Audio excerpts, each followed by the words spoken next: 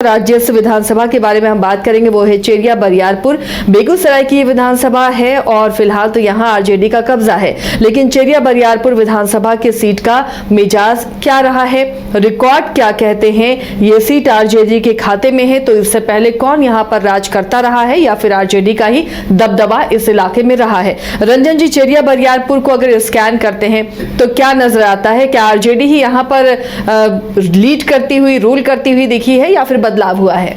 देखिए, अगर आप चेरिया बरियारपुर विधानसभा को स्कैन कीजिएगा तो ये दिखेगा कि यहाँ किसी एक दल का दबदबा जो है वो नहीं रहा है। चीज़ें बदलती रही हैं, कुछ समय तक किसी दल को मिला है, फिर उसके बाद जनता बदल देती है, फिर दूसरा दल जो है वो यहाँ से चुनाव जीत जाता है।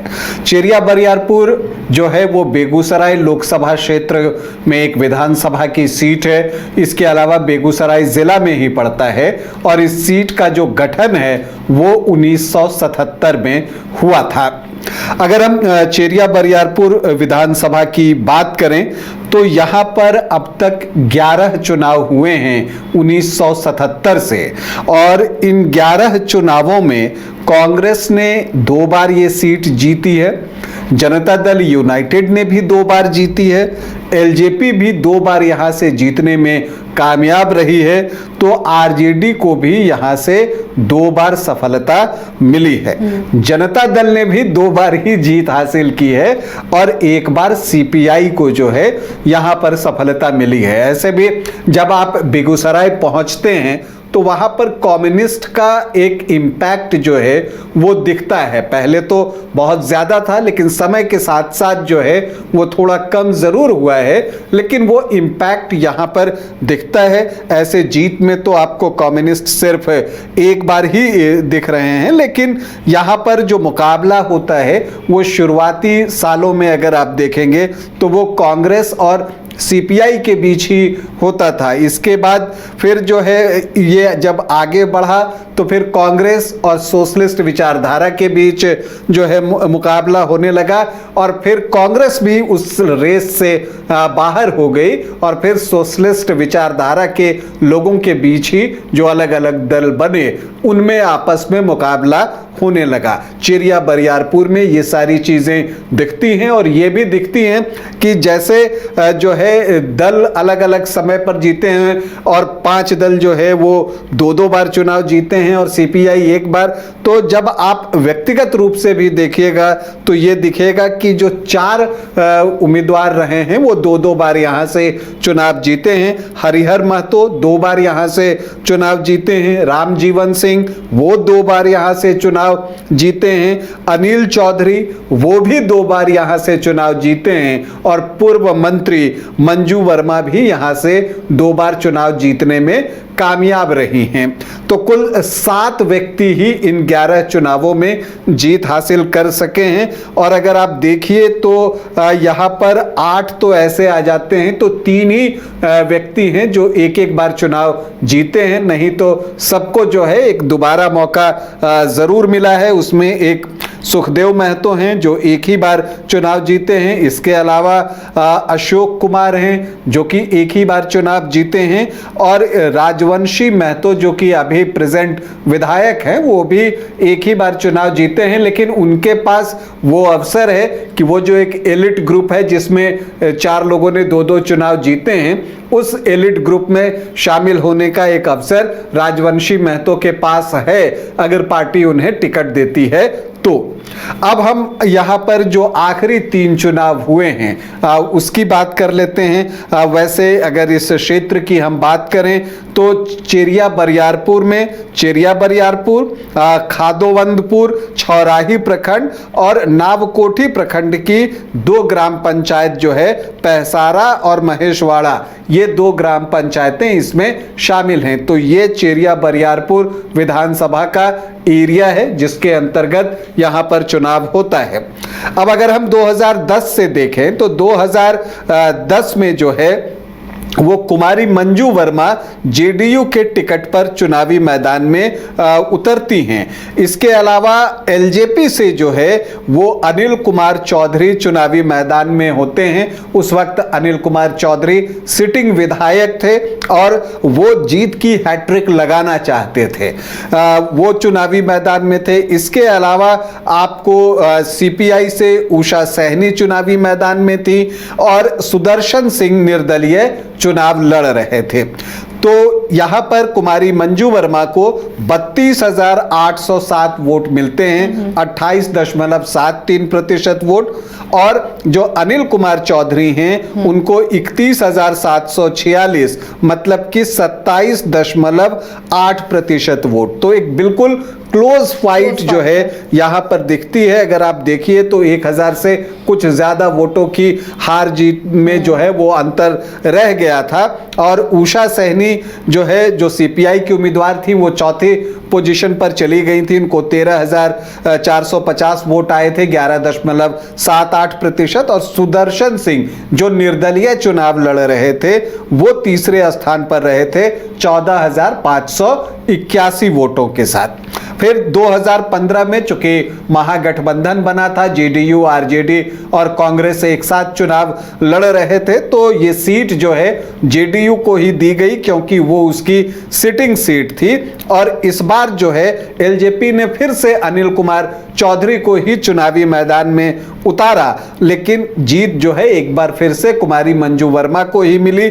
उनको मिले 69,795 वोट, मतलब कि 50.37% वोट। और जब एक बार आप 50% का आंकड़ा क्रॉस कर लेते हैं तो फिर रिजल्ट आपके पक्ष में ही आना ही है। अनिल कुमार चौधरी को 40,059 वोट मिले, मतलब लगभग 29% वोट। और यहां पर जो है सीपीआई से मोहम्मद अब्दुल हफीज खान जो है वो चुनावी मैदान में थे, 8,092 वोट लेकर आए, 5.84% वोट। और जीत जो मिली कुमारी मंजू वर्मा को यहां पर मिली, तो एक बड़े अंतर से वो चुनाव यहां पर जीतती हैं। लेकिन फिर जब 2020 का समय आता है, परिस्थितियां बदल चुकी हुई होती हैं। मंजू वर्मा जो है फिर से जेडीयू के ही टिकट पर खड़ी होती हैं, लेकिन इस बार एनडीए फोल्डर का हिस्सा होती हैं, जबकि 2015 में वो महागठबंधन के तरफ से उम्मीदवार थी। इस बार जो है आरजेडी अपना उम्मीदवार देता है यहां से और राजवंशी महतो को चुनावी मैदान में उतारता है। राजवंशी महतो बलिया से जो है लोकसभा का चुनाव भी 1998 में जीत चुके हैं, सांसद रहे हैं और वो 13 महीने तक जो है वो सांसद भी रहे थे। इसके अलावा एलजेपी फिर से प्रत्याशी जो है यहां पर देती है। ऐसे भी 2020 में जहां भी जेडीयू के कैंडिडेट थे तो एलजेपी ने प्रत्याशी दिया था, तो फिर से एक प्रत्याशी यहां पर जो है खड़ी होती हैं। राखी देवी यहां से चुनावी मैदान में एलजेपी के टिकट पर उतरती हैं और आरएलएसपी से जो उपेंद्र कुशवाहा की पार्टी है वो यहां से सुदर्शन सिंह को चुनावी मैदान में उतारती है, जो 2010 में निर्दलीय लड़कर 14,500 से ज्यादा वोट ला चुके थे। तो अगर यहां पर आप जातीय गोलबंदी देखें तो यहां पर कुमारी मंजू वर्मा कुशवाहा, राजवंशी महतो कुशवाहा और राखी देवी और सुदर्शन सिंह जो हैं वो भूमिहार जाति से आते हैं। तो एक यहां पर जो फाइट हुई, ऑलमोस्ट आप कह सकती हैं कि चतुष्कोणीय मुकाबला हुआ और इस चतुष्कोणीय मुकाबला में आरजेडी के राजवंशी महतो जो है यहां पर चुनाव जीतने में कामयाब हुए। कुमारी मंजू वर्मा को 27,738 वोट आए थे, सिर्फ 18.3% वोट। और देखिए उस समय चूंकि मंजू वर्मा कुछ विवादों में थी, जो मुजफ्फरपुर बालिका गृह कांड हुआ था उस समय जो है वो मंत्री थी, बाद में इनको मंत्री पद से भी हटाया गया, उसमें इनके पति का नाम भी आया था और फिर इन सारी चीजों की वजह से एक विवाद था और उसका असर चुनाव पर दिखा। लोगों ने जो है कुमारी मंजू वर्मा को उस तरह से वोट नहीं किया, सिर्फ 18.3% वोट आए।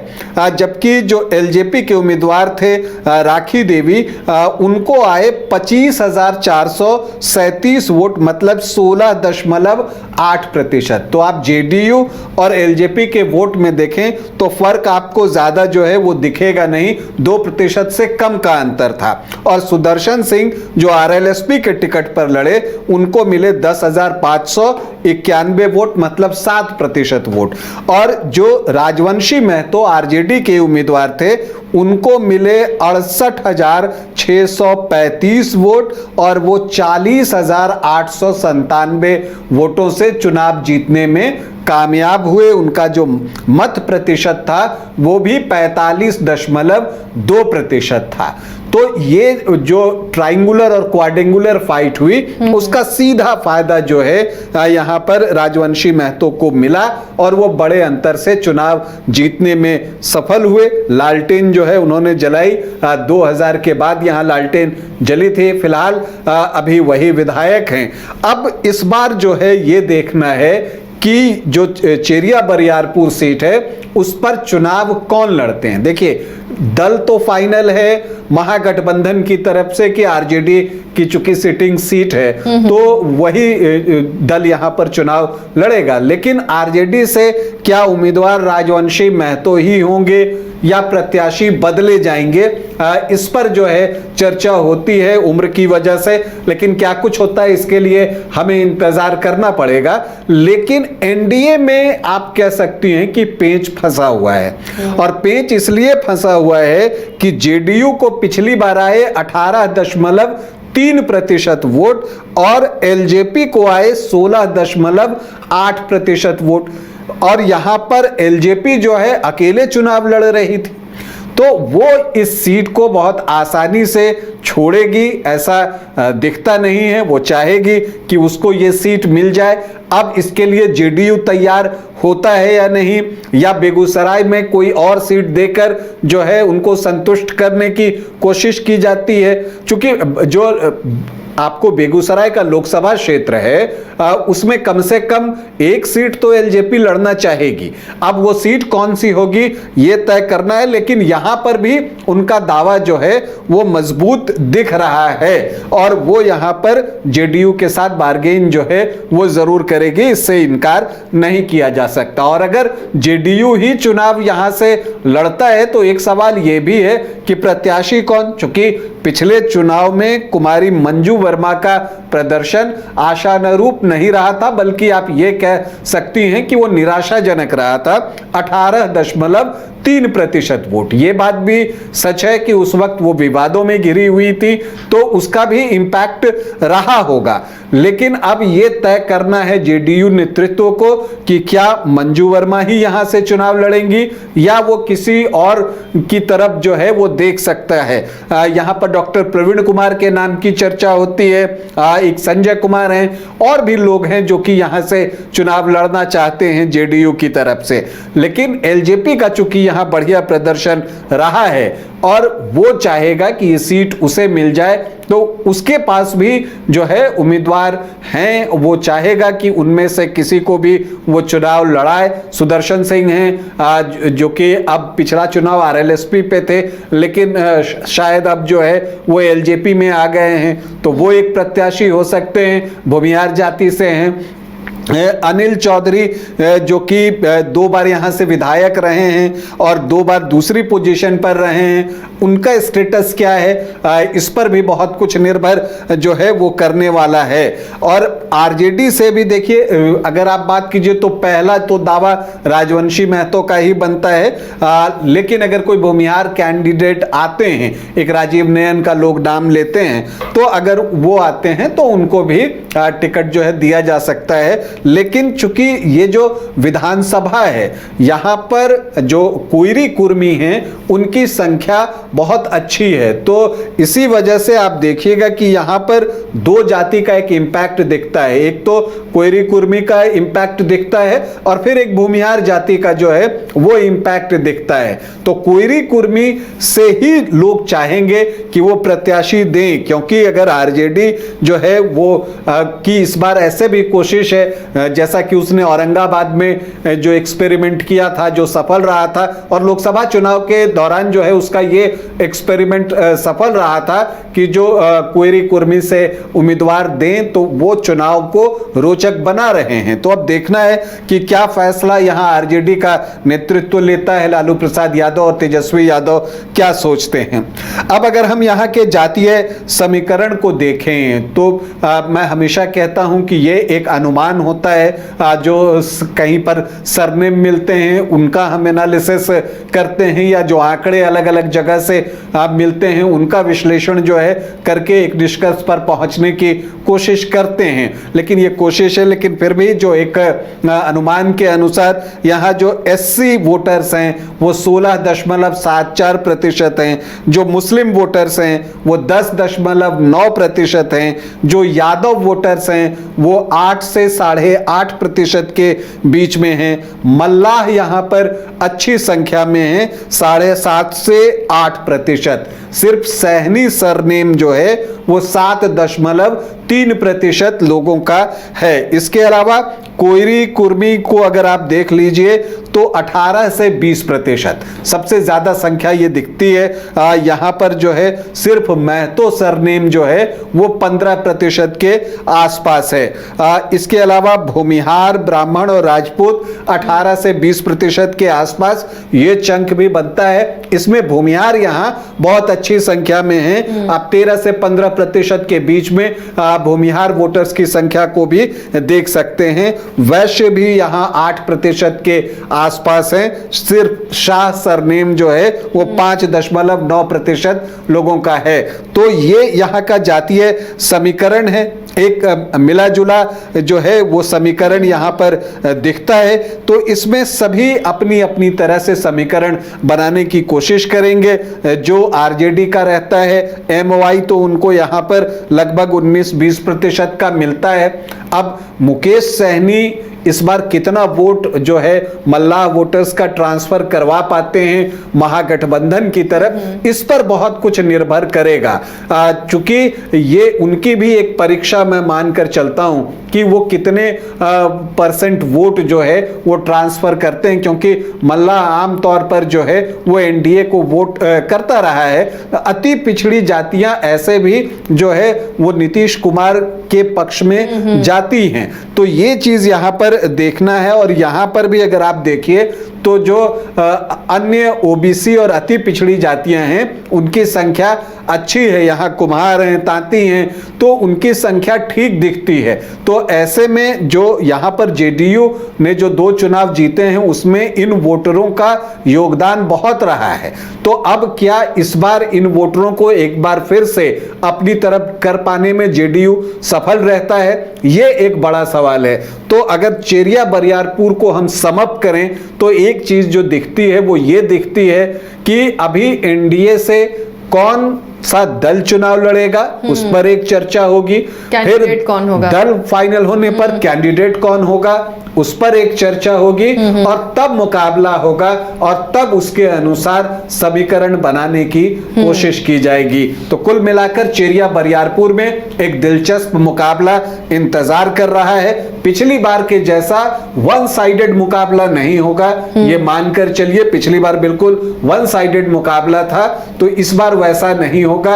अब देखना यह है कि फिर कुशवाहा वर्सेस कुशवाहा ही होता है या कुशवाहा वर्सेस भूमिहार कैंडिडेट के बीच में मुकाबला होता है। ये चीज भी देखने लायक होगी। और ये भी देखना होगा कि यहाँ प्रशांत किशोर की भूमिका क्या होती है, उनकी जनसुराज पार्टी से कौन उम्मीदवार बनते हैं और किस जाति से बनते हैं, क्योंकि बातें तभी ये पता चलेगा कि क्या ट्रायंगुलर फाइट यहाँ होगा या फिर नहीं होगा। नजर तो प्रत्याशी पर ही टिकी होगी। जी हाँ, बिल्कुल। और ये देखिए, ये कहने में अच्छा लगता है कि हम जाति की राजनीति नहीं करते, लेकिन सच तो यही है कि बिहार में जो है जाति के बिना कोई राजनीति होती नहीं। तो प्रशांत किशोर यहाँ पर किस जाति से उम्मीदवार उतारते हैं उस पर भी बहुत कुछ निर्भर करेगा। तो एक दिलचस्प मुकाबले का इंतजार चेरिया बरियारपुर में। तो चलिए, ये चेरिया बरियारपुर की सीट थी जिसका मिजाज बता रहे थे, और बहुत दिलचस्प मुकाबला यहाँ पर होने वाला है। कौन